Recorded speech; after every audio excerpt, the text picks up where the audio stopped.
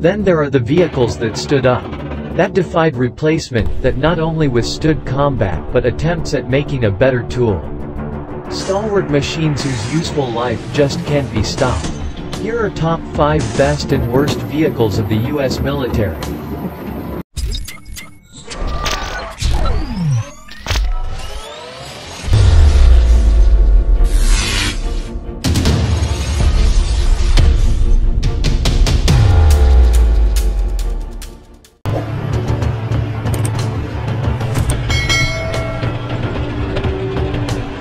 Before leaving office, Dwight Eisenhower gave a famous speech in which he warned of the encroaching issue of the so-called military-industrial complex. The idea was that an economy that was tied into the creation of war machines would eventually find itself compelled to make war to justify its own output.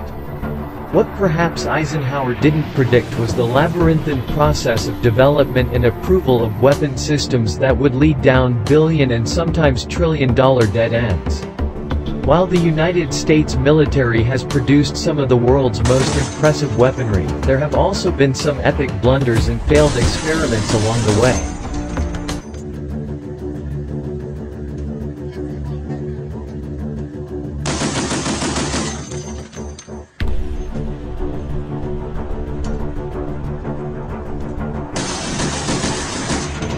Some are failures of design, some are failures in finding a purpose. Some are just vehicles that took too long to develop, that the problem they were meant to survive was rendered moot by the time they came online.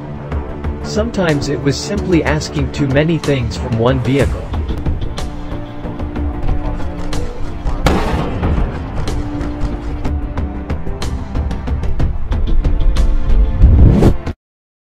M1 Shredder. During World War II, lightning tank battles were one of the main features of the ground conflict and were key in deciding control of North Africa famously. It was clear that the tank was key to ground victories. In an age of asymmetrical warfare, one of the key strategies is to disrupt the mobility of the tank, to create barriers and force armored divisions to take different routes.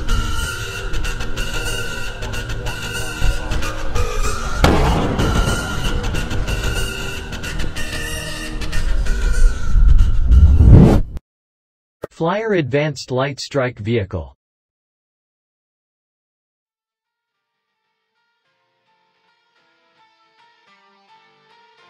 Not all cool military vehicles resist replacement. To be sure, the Desert Patrol vehicle was cool. It looked like something designed by a toy company rather than the military procurement process. In fact, it wasn't made by the typical weapons makers. The chassis was designed by Kenworth Racing and was a sand-rail dune buggy with an air-cooled VW engine and mounted weapons.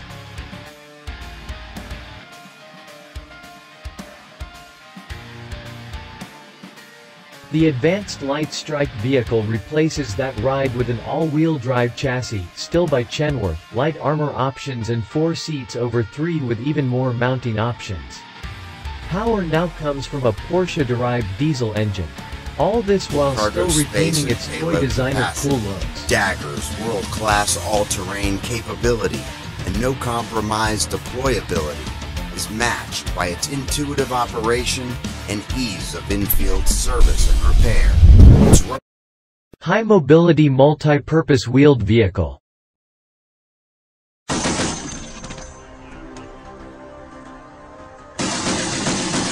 Not all acronyms are the same. Sometimes they create a cool-sounding name and sometimes they create a mouthful. The predecessor to the HMMWV had an acronym that lent itself nicely to what became an iconic name.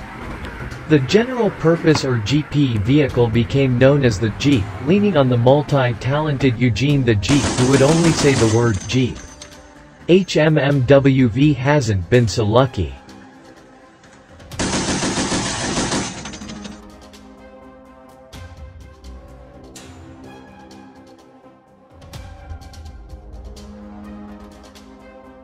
Whether you call it a Humvee or a Hummer, the name doesn't really convey how tough and reliable the truck is. Like the Jeep before it, the Humvee has become the symbol of military mobility. Also, like the Jeep, it has been a platform for whatever was needed from simple transport to anti-aircraft mounts. While more armored and durable vehicles are taking up the higher-risk roles of the noble Humvee, it's still the backbone of a mobile military.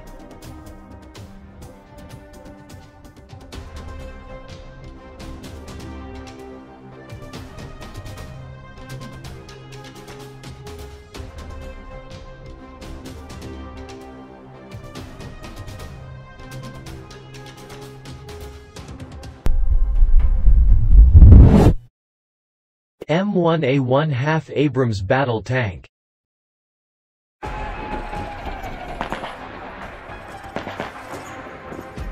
The M1 is the backbone of the armored divisions of the United States military.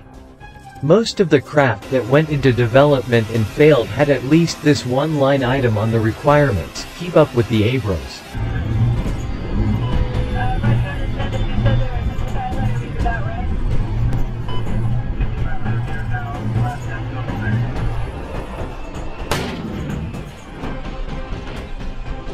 The 1,500 horsepower engine drives the massive tank to a top speed of 45 miles per hour, and its turbine engine runs on just about any liquid that can combust, from diesel, jet fuel, even kerosene.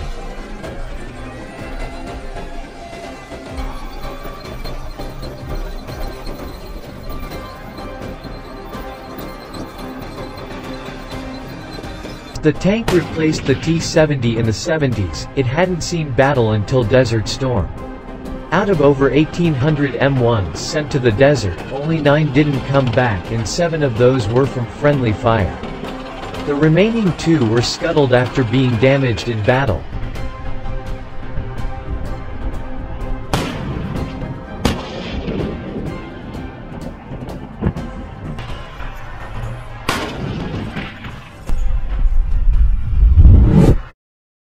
Ford-class aircraft carrier.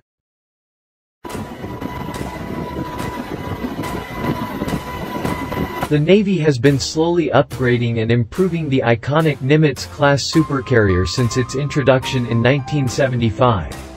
Systems have been upgraded and structures improved. Over time, however, this meant weighing down the already massive ship. In order to place the modern innovations on the craft and provide the extra power that was needed, a new supercarrier had to be made.